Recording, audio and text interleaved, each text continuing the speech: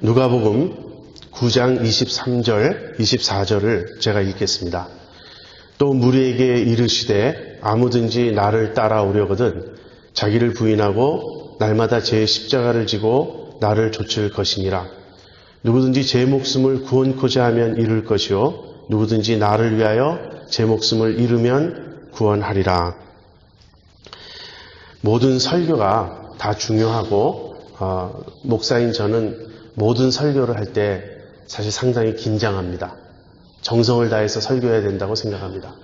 그럼에도 불구하고 더 중요하게 생각되는 그러한 설교가 있어요. 오늘 같은 경우가 그런 경우입니다. 한 해를 시작하면서 금년 한 해 우리는 어떻게 살아야 할 것인가, 우리 교회는 어떻게 나아가야 할 것인가, 이런 생각을 해야 하기 때문에 저는 오늘 상당히 중요한 주제를 여러분과 함께 다루려고 합니다. 그것은 우리가 어떻게 제자의 길을 갈 것인가 하는 것이에요. 신앙생활을 다른 말로 하면 제자의 길을 가는 것이라고 표현할 수 있습니다. 우리는 예수님을 단지 믿는 것이 아니라 그분의 뒤를 쫓아서 살아야 합니다. 그래서 여러분과 함께 오늘 본문을 중심으로 참된 제자의 길이 어떤 것인지 살펴보려고 합니다. 제가 교회를 개척하면서 우리 교회에 필독서로 선정한 책들이 몇 권 있습니다. 지금도 우리 교회 홈피에 들어가 보면 교회 필독서 소개가 있습니다. 여러분 다 읽으셨나요? 존 스타트 목사님의 기독교의 기본 진리, 로이 해시온 이라는 분의 갈보리 언덕, 그리고 송인규 목사님의 평신도 신학, 그 세 권을 저희 교회 필독서로 제가 이렇게 추천을 했고, 그 다음에 존 스타트 목사님의 복음주의의 기본 진리, 그리고 워치만 리의 자아의 파쇄와 영의 해방, 그 두 권을 또 추가로 강력 추천 도서로 이렇게 제가 말씀을 드렸습니다. 그 후에도 제가 매년 필독서를 여러분에게 소개하기도 했고, 작년 같은 경우에는 아예 저자를 10분이나 여러분에게 제가 소개했습니다. 저는 신앙생활에서 가장 큰 도움을 받은 것이 이 책이었기 때문에 다른 사람에게 좋은 신앙 서적을 권하는 것이 제 습관이에요. 그런데 얼마나 많이 제가 추천한 그런 책들을 여러분이 읽으시는지는 제가 잘 모르겠습니다. 만약에 그 여러 신앙 서적 좋은 책들이 많이 있는데 그 중에서 단 한 권만을 추천하라면 어떤 책이 좋겠는가, 또 그런 생각을 해보게 됩니다. 20세기, 그러니까 지난 세기 100년간에 걸쳐서 그리스도인들이 가장 많이 읽고 영향을 받은 책을 100권을 Christianity Today라는 잡지에서 선정해서 발표를 했습니다. 그런데 그 100권 중에서도 1위로 선정된 책이 있어요. 영어로 Mere Christianity, 우리말로는 순전한 기독교로 번역된 C.S. 루이스의 책입니다. 켄트 휴스라고 하는 목사님이 여러 교계 지도자들을 대상으로 설문조사를 하신 적이 있습니다. 그러면서 그분들에게 당신에게 가장 큰 영향을 끼친 책을 한 권 고르라면 어떤 책을 고르겠는가, 이런 질문을 했는데 거기서도 1위로 선정된 책이 순전한 기독교, C.S. 루이스의 Mere Christianity였어요. 저도 제가 생각을 해보면 해볼수록 단 한 권을 추천하라면 그 책을 추천해야 되지 않을까 하는 생각이 있습니다. 그 책이 너무너무 좋은 책이에요. 여태까지 기독교를 그렇게 잘 소개한 책을 달리 본 적이 없습니다. 그런데 그 순전한 기독교에서도 어느 한 챕터가, 어느 한 장이 특별히 제 마음에 와닿는 그런 부분이 있어요. 그 장의 제목은 그리스도인의 삶은 쉬운가 어려운가 하는 것이에요. 기독교는 쉬운가 어려운가? 여러분 어떻게 생각하십니까? 신앙생활이 쉽습니까? 어렵습니까? 아마 대부분은 어렵다고 생각할 거예요. 근데 주님은 이렇게 말씀하셨어요. 수고하고 무거운 짐진 자들아 다 내게로 오라. 내가 너희를 편히 쉬게 하리라. 그러면서 나의 멍에는 쉽고 내 짐은 가벼우니라. 그렇게 말씀하셨어요. 주님은 주님을 따르는 신앙생활이 쉽고 주님이 우리에게 져 주시는 짐이 가볍다라고 말씀을 하십니다. 근데 우리의 경험은 어떻습니까? 실상은 그리스도인의 삶이 쉽지가 않아요. 신앙생활이 쉽지가 않습니다. 그래서 C.S. 루이스는 그 점을 그리스도인의 삶은 쉬운가 어려운가라는 그 장에서 이렇게 설명을 합니다. 우리는 마치 그 법을 다 지키고 세금도 다 내고 해야 될 걸 제대로 하는, 법을 잘 지키는 시민처럼 살지만 법을 잘 지키면 지킬수록 우리에게 남는 수입이 적은 거예요. 세금도 많이 내야 되고 또 교회 헌금도 내야 되고 또 누군가를 구제하기 위해서 떼어내야 되고, 그러면 우리가 먹을 수 있는 파이 조각이 점점점 줄어들죠. 양심껏 살기 위해서 우리는 그런 삶을 택하지만 굉장히 불안해합니다. 내가 먹을 수 있는 파이가 줄어들어요. 그러니까 그것의 위협을 느껴요. 그래서 우리는 둘 중에 하나를 택하게 됩니다. 아예 포기해요. 주님 뜻대로 산다든지 뭐 정직하게 산다든지 그런 거 포기하고 그냥 내가 원하는 대로, 내 좋아하는 대로 사는 삶을 택할 수가 있습니다. 그런데 믿음이 있으면 또 그렇게 택할 수가 없잖아요. 그것은 주님의 뜻이 아니니까. 그래서 정직하게 살고 믿음으로 살려는 쪽을 택합니다. 그런데 이쪽을 택하면 불행하다는 거예요. 주님을 위해서 살지만 항상 불만이 있고 도대체 그럼 내 몫은 어디 있는가? 나는 어떻게 살란 말이야? 이렇게 투정을 하게 되는 것이죠. 여기서 문제는 우리가 우리의 자아가 살아있는 채로 그 자아가 양보하고 그 자아가 오래 참고 그 자아가 손해를 감수하려고 하는 한 이런 마음의 불편함, 이런 마음의 고통은 사라질 수 없다는 것이에요. 주님은 우리에게 내 자아의 몫을 조금씩 더 놓으라고 강요하지 않습니다. 주님은 아예 내 자아가 죽어야 된다고 말씀하시는 거예요. 우리의 자아가 아예 송두리째 뿌리 뽑혀야 됩니다. 그리고 그 자리에 새로운 자아를 심어주시겠다고. 우리 어떤 자기중심적인 생명을, 그 생명을 살면서 그 생명 안에서 우리가 주님도 섬기고 주님의 일도 하고 다른 사람도 섬기고 이러려고 하는 것은 힘든 정도가 아니고 사실 불가능해요. 그렇게 살려고 하는 신앙생활은 그건 바른 길을 가는 것이 아닙니다. 그래서 기독교는 쉬운가 어려운가에 대한 대답은 둘 다예요. 만약에 자아가 살아있으면서 기독교를 살아내려고 한다면 그것은 어려운 정도가 아니라 불가능합니다. 그러나 만약에 우리가 믿음으로 주님의 말씀을 그대로 신뢰하고 우리를 정말 자기를 부인하고 우리를 죽일 때, 그때 우리는 전혀 새로운 생명을 맛보게 됩니다. 그때 정말 주님이 주시는 놀라운 자유와 평화를 누리게 되고 주님이 내 속에서 사시기 때문에 그리스도인의 삶은 정말 쉬운 것임을 우리가 발견하게 된다고 C.S. 루이스는 그렇게 말합니다. 오늘 본문은 바로 그 점을 가르쳐주고 있어요. 주님께서 이렇게 말씀하셨습니다. 아무든지 나를 따라오려거든 자기를 부인하고 날마다 제 십자가를 지고 나를 좇을 것이니라. 여러분이 잘 아는 구절입니다. 여러분 이 구절을 좋아하십니까?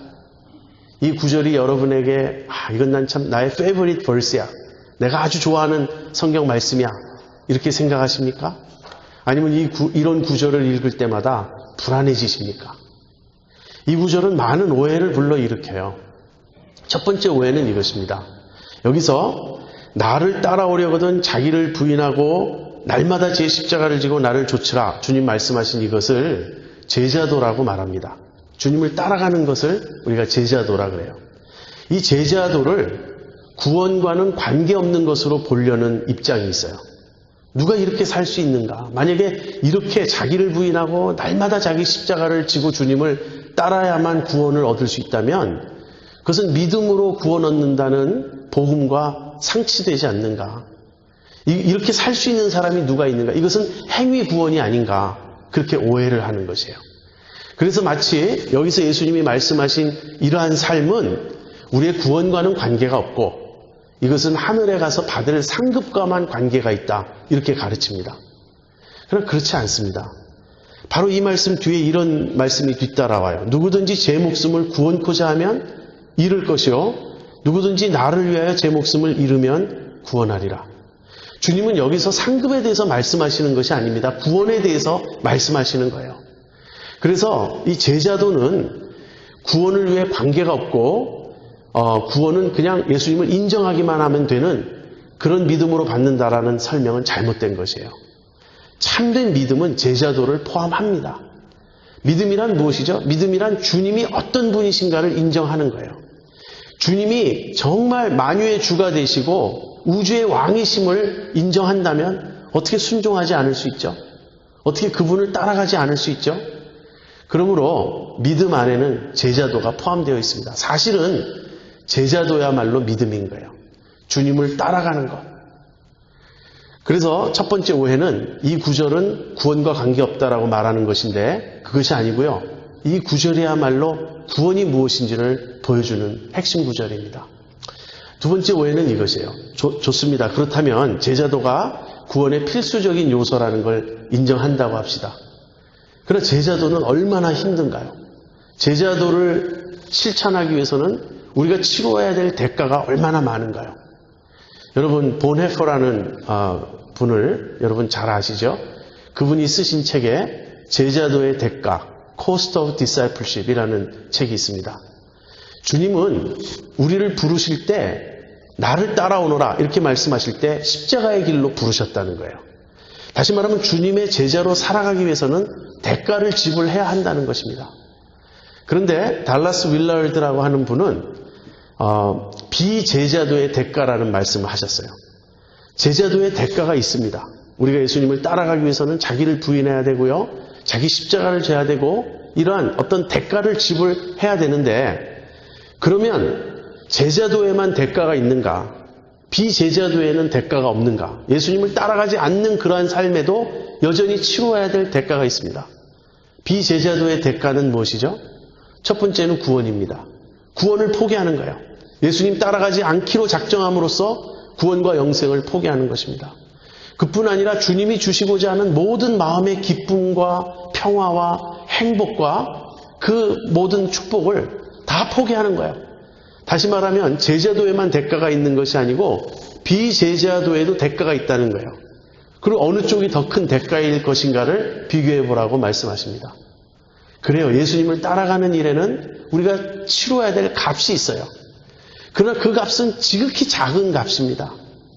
그보다 예수님을 따르지 않음으로써 치러야 될 값이 훨씬 커요. 우리의 영원한 운명을 걸어야 하니까. 근데 저는 이 제자도의 대가라는 측면을 다르게도 설명할 수 있다고 생각합니다. 자기를 부인하라라는 이 말을 들을 때 사람들은 움츠러듭니다. 왜냐하면 그것처럼 힘든 일이 없어 보여요. 한마디로 너 자신을 십자가에 못 박으라. 이제는 내가 원하는 대로 살지 말고 너의 모든 욕망, 너의 모든 그런 계획, 너의 모든 꿈 이런 걸 다 주님 앞에서 포기하고 내려놓고 이젠 전적으로 주님의 뜻에만 순종하고 주님 뒤만 따라 살라.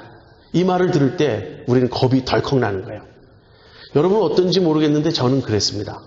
저는 그런 말을 들으면 제일 먼저 떠오르는 게 내가 가기 싫은 어떤 오지로 선교사로 보내시면 어떡하나 하는 그런 생각이 떠오르는 거예요. 제가 전에도 말씀드린 적이 있는데 아주 오래전에 내셔널 지오그래픽을 보는데 네팔이란 나라를 소개해요. 제가 네팔에 대해서 지금은 아주 긍정적입니다. 가보고 싶어요.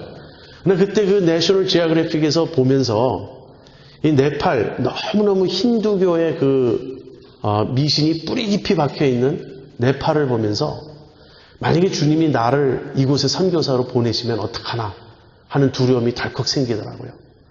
그곳에 가서 문화도 다르고 언어도 다르고 종교 관습도 다르고 내가 알지 못하는 낯선 사람들 틈에서 내가 살아야 한다면 난 살 자신이 없었어요. 그런 두려움. 여러분이 가장 좋아하는 것들을 다 뺏겨야 하고 여러분이 싫어하는 것들만 해야 된다고 생각하는 그런 두려움이 여러분에게 있을 수 있습니다. 그러나 그것은 오해예요. 그것은 우리의 하나님이 사랑의 아버지시라는 것을 모르기 때문에 그렇습니다. 여러분 우리가 육신의 부모로서 육신의 자녀들에게 어떤 것을 주려고 합니다. 우리 아이들은 다 이해하지 못해요. 그래서 채소를 먹으라 그러면 싫어합니다. 제 아이는 국에 들어있는 모든 파는 다 건져내야 돼요. 그런 식이에요. 그래서 부모가 자기를 괴롭게 한다고 생각합니다. 그러나 부모가 자식에게 유익을 구하지 않습니까? 내가 이것을 먹어야 건강해질 것이니까. 밤에 일찍 자야 내일 아침에 피곤하지 않게 학교를 갈 수 있으니까. 사랑의 아버지께서 우리에게 베푸시는 것이 왜 고생뿐이겠습니까? 겉으로는 고생일지 모르지만 진정한 유익을 위한 것이 아니겠습니까? 사실 누가 가장 불행한가 보세요. 자아가 시퍼렇게 살아있을수록 우리는 불행합니다. 여러분, 자아처럼 폭군이 없어요. 자아를 만족시킬 수 있습니까? 자아는요, 자기가 1등 해야만 직성이 풀려요. 남이 나보다 잘 되는 꼴을 못 봅니다. 사돈입니까? 사촌입니까? 땅을 사면 배가 아파요. 그게 우리의 자아예요. 자아가 살아있는 것이 행복할 것인가? 자아가 죽는 것이 행복할 것인가? 한번 곰곰이 생각해 보십시오. 이런 것이 오해입니다. 이것은 사탄이 우리의 마음에 심어놓은 오해예요. 주님은 여기서 생명을 얻는 길을 말씀하고 계십니다. 주님은 여기서 참으로 행복한 삶을 말씀하고 계십니다. 그래서 우리가 그런 오해를 다 이제 젖혀두고 정말 제자의 길이 진정 의미하는 바가 무엇인지 좀 생각해 보겠습니다. 첫 번째는 자기 부인에 대한 것이에요. 예수님께서 아무든지 나를 따라오려거든 자기를 부인하라, 그렇게 말씀하셨습니다. 우리가 자기를 부인하지 않고 주님을 따를 수 없어요. 성경은, 주님은 우리에게 두 주인을 섬길 수 없다고 말씀하셨습니다. 내가 살아있다는 것은 내가 나의 주인이 되는 거예요. 내가 나의 주인이면서 예수님이 동시에 나의 주인이 되실 수 없습니다. 그러므로 이건 논리적으로 아주 분명한 사실이에요. 내가 예수님을 따르려면 예수님이 나의 왕이요 나의 주님이 되셔야 하니까 당연히 나는 내려와야 됩니다. 내 마음의 왕좌, 내 마음의 보좌에서 나는 내려와야 돼요. 이것이 자기 부인입니다. 네, 여기서 우리가 부인해야 될 자기란 무엇인가? 이 자기는 자기 중심성을 말합니다. 영어로 self-centeredness예요. 모든 것을 내 중심으로 보고 내가 내 원하는 대로 하려고 하는 그런 어떤 자기중심적인 자아, 이것을 부인해야 된다고 주님 말씀하십니다. 종교개혁자들은 이것을 안으로 굽어진 자아라고 말했습니다. 바울의 표현을 빌자면 이것이 육신이에요. 또 다른 표현을 빌자면 이것이 죄의 본질입니다. 우리 안에 내가 왕이 되어야 되고, 다른 말로 하면 내가 하나님이 되어야 한다는 강한 그런 욕망이 있습니다. 강한 집착이 있습니다. 이것을 부인해야 한다는 거예요. 이것이 부인될 수 있을까요? 여러분, 이런 자기를 우리가 정말 부인할 수 있을까요? 우리 자신의 힘으로는 되지 않습니다. 이것은 성령님의 능력으로만 가능해요. 성령님께서는 어떻게 우리 안에 역사하셔서 우리로 하여금 자기를 부인하게 하시는가? 첫 번째는요, 우리 자아의 실상을 보게 하십니다. 우리가 자기를 부인하게 되는 첫걸음은 내 자아를 미워하게 되는 거예요. 내 자아가 실제 어떤지를 보게 되면 우리는 내 자아에 대해서 탄식하게 되고 이 자아를 미워하게 됩니다. 여러분, 어떤 사람의 자기중심성도 밉습니다. 그렇지 않나요? 저는 제가 존경하고 참 이렇게 따르는 분들의 모습 속에서도 자아를 볼 때가 있습니다. 멀리서는 너무너무 존경했는데 가까이 다가가면 다가갈수록 그 사람 안에 그 사람의 자아가 살아있어요. 그 자아는 언제나 어글리합니다. 여러분, 이기적인 사람, 자기중심적인 사람, 교만한 사람을 볼 때 어느 누구도 좋아할 수가 없어요. 그런데 문제는 다른 사람 안에 있는 자아는 분명히 보는데 그 자아가 내 속에 있는 사실을 우리가 모르는 겁니다. 그래서 내 눈에는 내가 교만하지 않은 거예요. 내 눈에는 내가 이기적이지 않은 거예요. 그러나 다른 사람은 봅니다. 그래서 나한테 말하는 거예요. 너는 이기적이라고. 너는 교만하다고. 그 사람 역시 자기의 자아를 못 보죠. 그러나 우리 눈에는 보입니다. 당신 굉장히 자기중심적이라고. 여러분, 성령께서 역사하시면요, 우리의 실제의 모습을 우리가 보게 됩니다. 그것이 회개의 출발이에요. 내가 이토록 이기적인 사람이었나? 내가 이토록 자기중심적인 사람이었나? 내가 이토록 교만하고 강팍한 사람이었나? 그래서 자기의 참모습을 보게 되는 순간 우리는 그 자기를 미워하게 됩니다. 제가 아까 존 스타트 목사님 책을 소개했는데 그 존 스타트 목사님이 제일 존경하시는 분이 찰스 시몬이라고 하는 19세기 케임브리지 대학의 교목으로 계셨던 목사님이셨어요.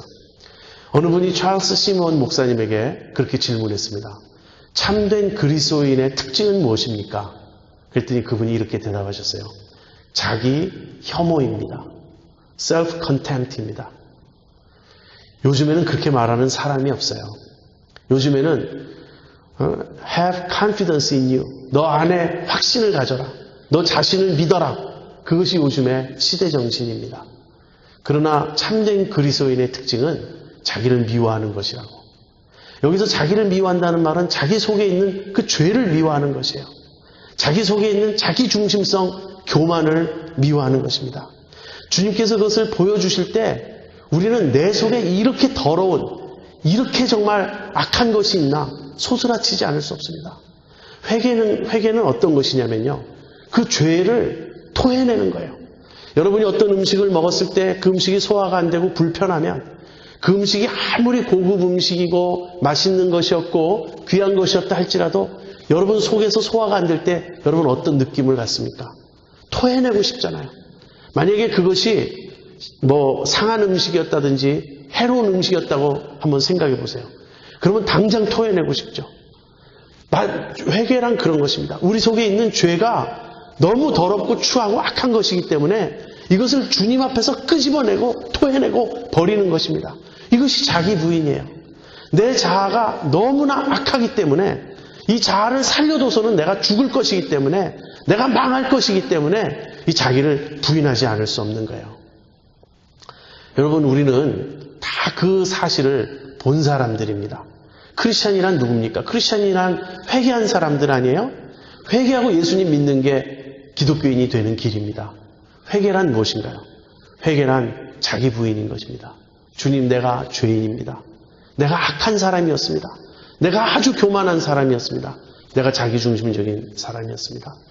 그렇게 해서 자기를 보게 되면 이제는 그 자기가 그 원하는 갈망, 자아가 내 속에서 부르짖고 막 주장하는 그 욕망들에 대해서 구체적으로 노할 수 있어야 됩니다. 아니라고. 저에게 남과 나누어야 될 어떤 상황이 생겼어요. 그러면 좋은 걸 내가 갖고 싶은 자아의 욕망이 소리칩니다. 야, 이게 더 크고 이게 더 좋아 보인다. 이거 네가 가져라. 그러나 그것에 대해서 노하는 거예요.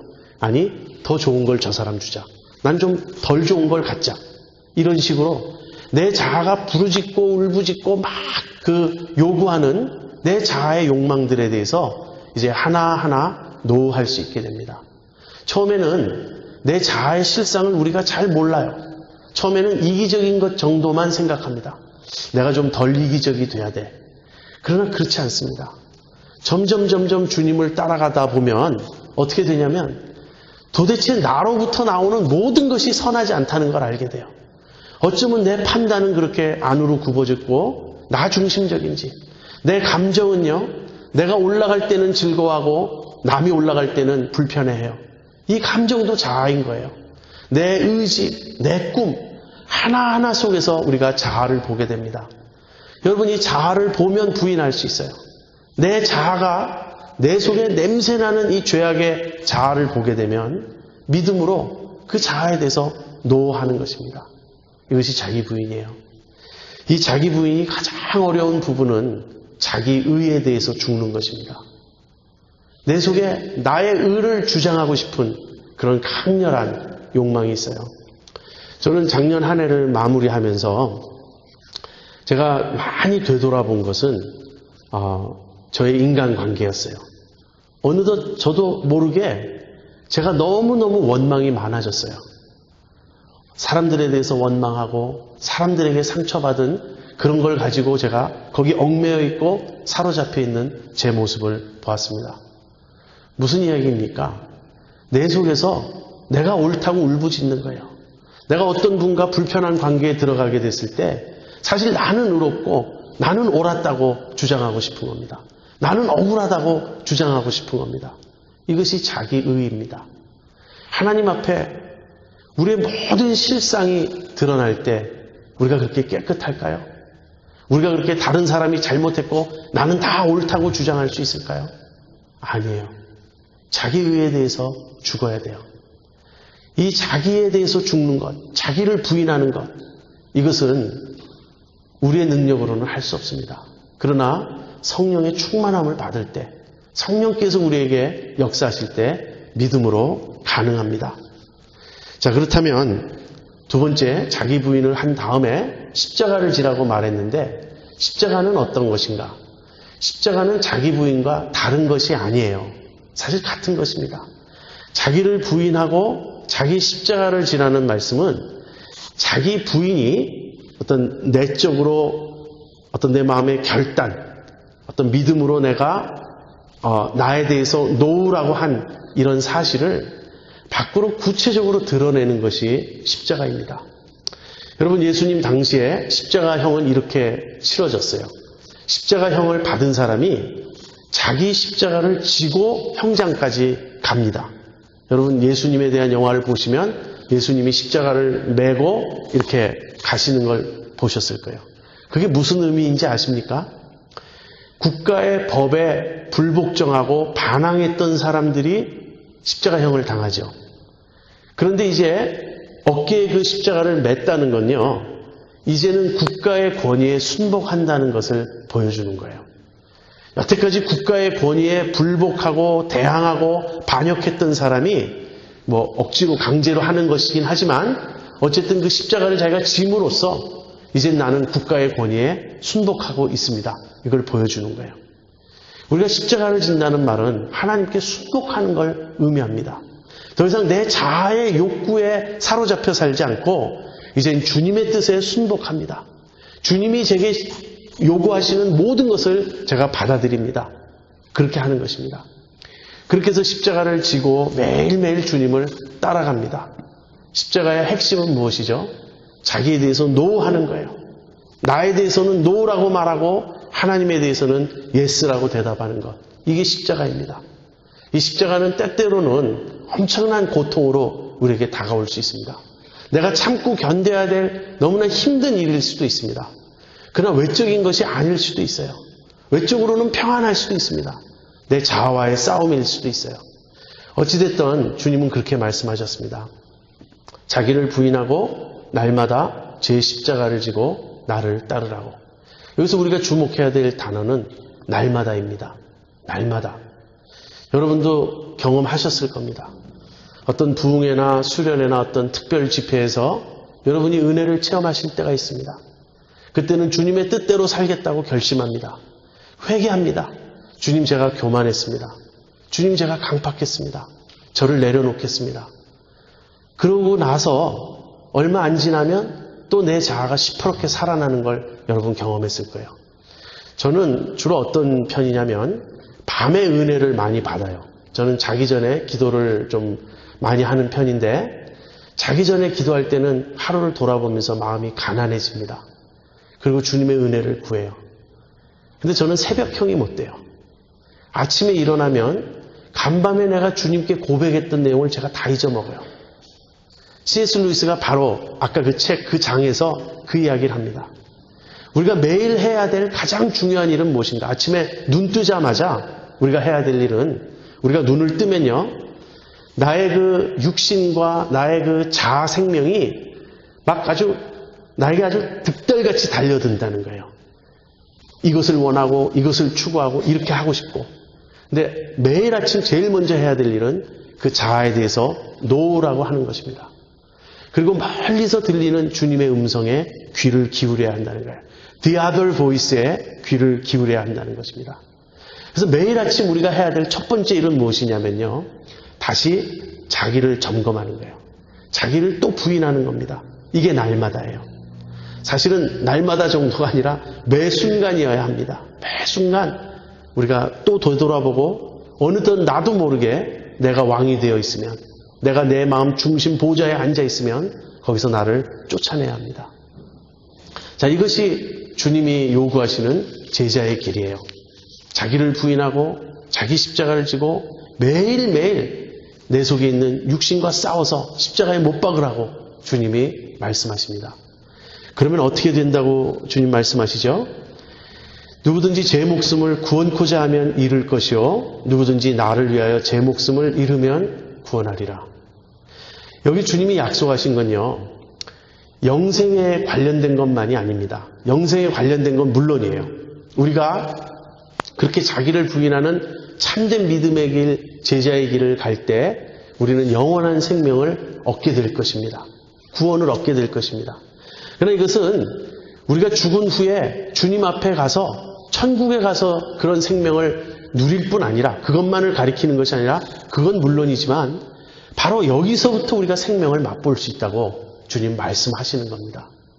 이것은 사실 C.S. 루이스는 그렇게 말합니다. 이것은 사실 특별한 법칙이 아니라고, 이건 우주의 법칙이라고, 주님이 정하신 법칙이라고.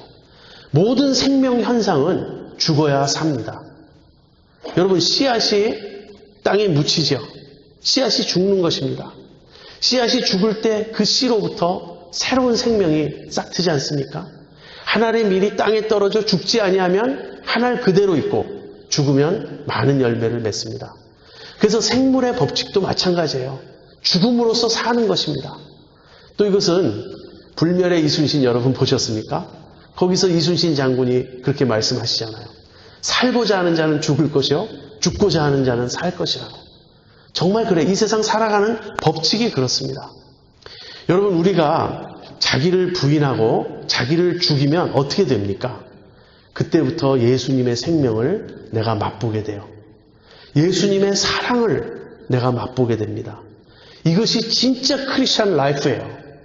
내 자아 생명이 풍성해지는 것이 아니고요. 자아 생명의 풍성함을 원하는 사람들은 기복주의에 빠집니다. 그래서 돈도 더 많이 벌어야 되고 성공해야 되고 우리 자식들은 다 인류대학에 가야 되고 내가 높아져야 되고 내가 인정받아야 된다고 생각해요. 그럼 내 자아가 우쭐거릴 수 있잖아요. 하나님이 나를 특별히 사랑해서 내 자아를 살려주신 거잖아요. 이것은 진짜 기독교가 아니에요. 그것이 아닙니다. 그것이 아니고 내 자아의 생명이 풍성해지는 것이 아니고 자기를 부인할 때 주님의 생명이 내 안에 약동하는 겁니다. 그것이 성령의 충만이고 성령의 열매인 거예요. 그럴 때 비로소 우리는 정말 내 안에 하나님의 사랑이 가득 차는 것을 느낍니다. 그리고 나를 싫어하고 나를 미워하는 사람까지도 내가 사랑할 수 있는 것을 발견하게 돼요. 이 하나님의 사랑을 체험하셨습니까? 이 그리스도의 생명을 맛보셨습니까? 이 성령의 충만을 맛보셨습니까? 그러할 때 진짜 세상이 주지 못하는 평화를 우리가 맛봅니다. 그럴 때 진짜 상황과 관계없는 전천후 기쁨을 맛봅니다. 이것이 진짜 그리스도인의 삶이에요. 주님이 말씀하신 것, 자기 목숨을 잃는 자는 얻을 것이요 말씀하셨을 때 주님은 이 생명을 말씀하신 겁니다. 내 생명을 너희가 맛보기를 원한다. 내 생명을 너에게 주고 싶다. 그러기 위해서는 너의 자아가 죽어야 된다. 우리 안에 우리의 자아가 꽉 차 있으니 어떻게 주님을 우리가 맛볼 수 있겠습니까? 어떻게 하든지 내 자아가 살려고 발버둥 치는데 어떻게 주님이 내 안에 사실 수 있겠습니까? 내 자아가 비켜나야 합니다. 내 자아가 물러나야 합니다. 내 자아가 죽어야 됩니다. 그 자리에 주님이 사십니다. 그 자리에 주님이 사실 때 우리는 전혀 새로운 생명을 맛볼 것이고, 이것이 예수님 따라가는 그 참 맛이구나. 이것이 비결이구나. 이것을 알게 될 것입니다. 처음에는 C.S. 루이스는 그렇게 말합니다. 처음에는 그 순간이 굉장히 짧을 것이라고. 나를 부인하고 주님의 뜻에 순종할 때 일시적으로 기쁨을 누리지만 또다시 염려가 찾아오고 불안이 찾아오고 또다시 자존심 상하고 모든 괴로운 일이 일어날 것입니다. 그러나 계속 순종하다 보면 그 기간이 점점 길어질 것입니다. 우리의 신앙이 성숙한다는 건요, 계속 자기를 부인하는 상태에 오래오래 머물 수 있는 것을 의미합니다. 여러분, 제자의 길은 어떻게 보면 어려운 길이지만 사실 어려운 길이 아닙니다. 제자의 길은 참 생명을 주시고자 하시는 주님의 초청이에요. 여러분, 이 길을 보십니까? 이것이 참된 생명의 길인 것을 여러분 보십니까? 이것이 믿음의 길입니다. 저는 금년 한 해 여러분과 제가 이 길을 함께 가자고 여러분을 초청합니다. 저도 작년 한 해 참 부끄러웠어요. 자아 생명이 만족하지 못한다고 얼마나 불평했는지, 얼마나 두려워하고 불안해하고 원망했는지 자아를 다시 한번 십자가에 못 박습니다. 이젠 주님만으로 살겠다고. 주님만이 나의 생명이요 기쁨이요 전부이시라고. 이것이 주님이 우리를 부르시는 제자의 길입니다. 함께 이 제자의 길을 갑시다. 기도하겠습니다.